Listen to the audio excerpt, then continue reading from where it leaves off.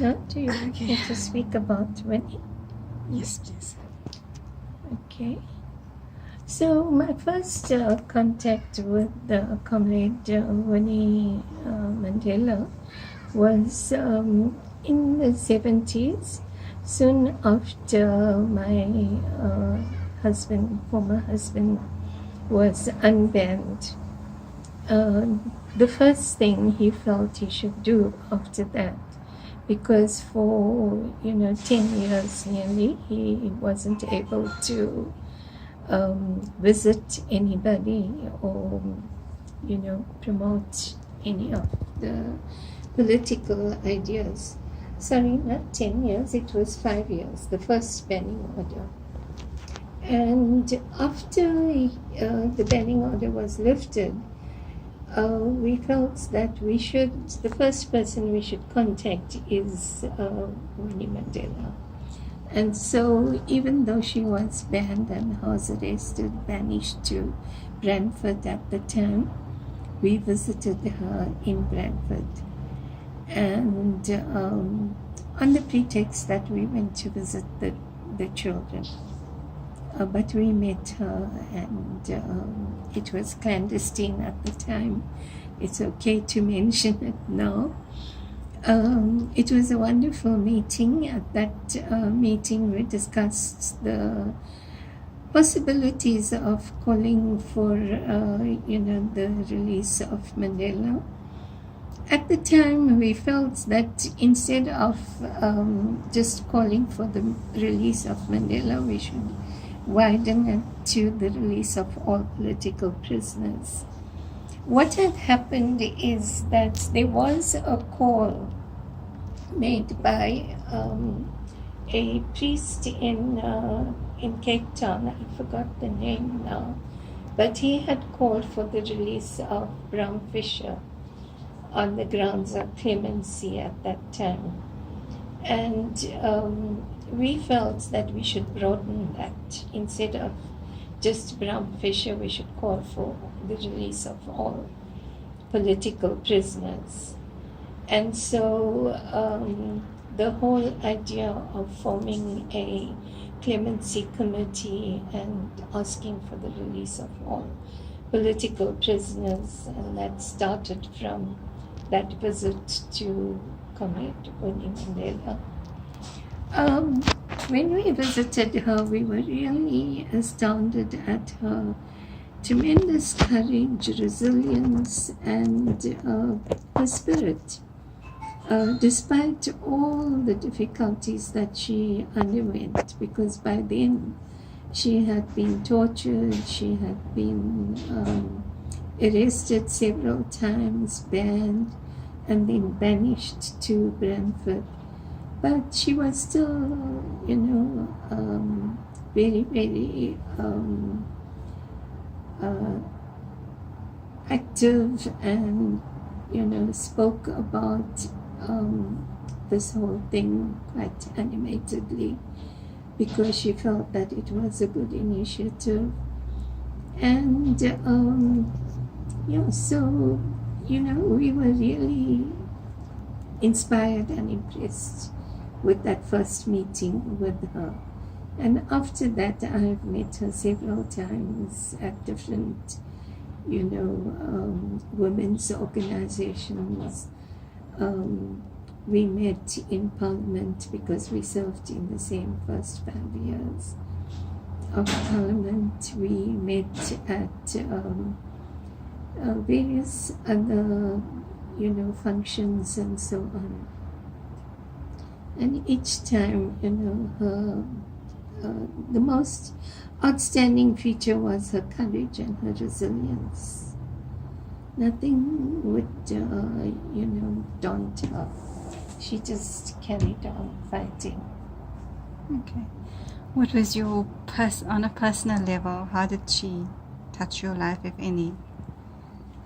Well, she was an inspiration, as I say. After, my husband's, the banning was lifted, it was, a time when we had to contemplate what we're going to do now.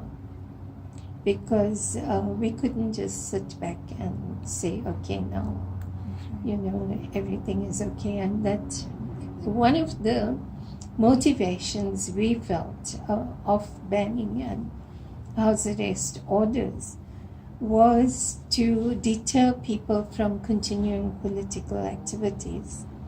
And so if we dropped everything and said that, we are afraid of another banning and therefore we should curb our activities, then we would be playing into the hands of the government. And so we felt that we should just go ahead and plan for the future and,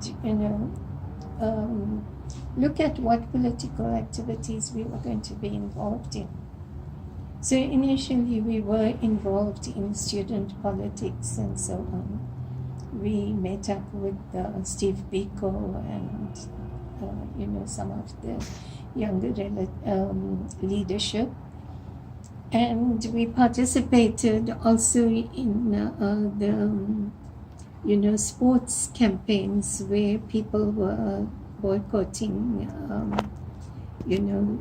apartheid or racial sports at that time. So we worked with them as well. Those were the two active kind of organizations at student level and at the sports level in the early 60s, after the banning of the political organizations. So our first position was to go in and support these organizations, which we did. And then we felt that we needed to also look at reviving the political organization, because Natal Indian Congress wasn't banned at that time. And we felt that we needed to revive the organization. But we first felt that let's look at how we can develop the Amnesty Committee. And so when the Amnesty Committee was developed, we went around and, organized various people and communities to participate in this campaign. And it got off to a good footing. At that time, we went to various student organizations where this idea was promoted on student platforms about calling for amnesty for all political prisoners. It later changed into the Release Mandela Committee. But initially, it started as an amnesty committee, which was broad-based and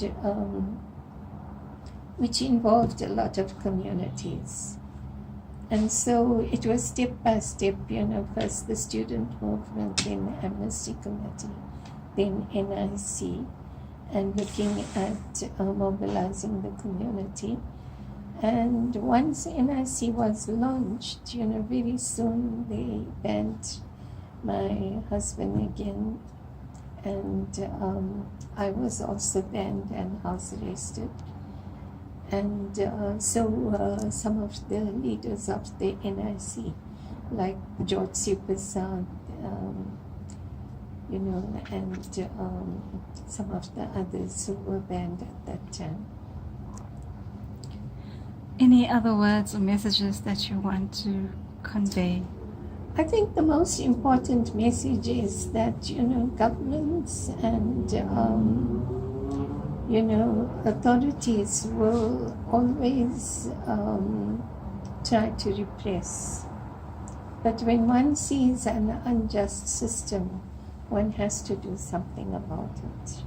And that is where the resilience and the courage comes in. And so, for me, that is what Winnie Mandela stood for. Despite, her youth, the terrible problems that she faced in life, having had her husband just soon after they got married, detained and imprisoned. She had 2 little children to look after, and she had police coming and raiding her house, harassing her, constantly torturing her. She had to somehow manage being a mother, being a breadwinner, being a politician. And that is not easy.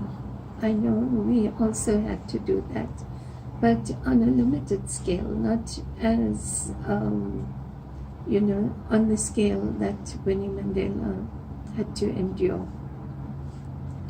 And so I really admire that spirit, and that is the message for other people, that never allow your spirit to be imprisoned. They can imprison your body, but they can't imprison your spirit. Thank you very much, Ms.